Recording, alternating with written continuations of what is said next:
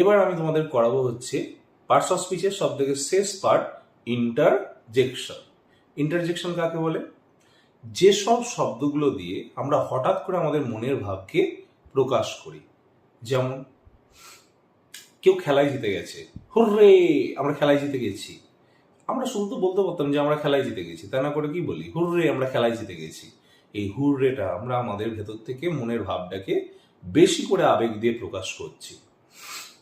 বা কেউ যদি একটা খুব সুন্দর দৃশ্য দেখে, কি বলে ওঠে? ওয়াও, কি সুন্দর দৃশ্য। এই যে ওয়াও শব্দটা, এটা হঠাৎ করে মনের ভাবটাকে প্রকাশ করছে।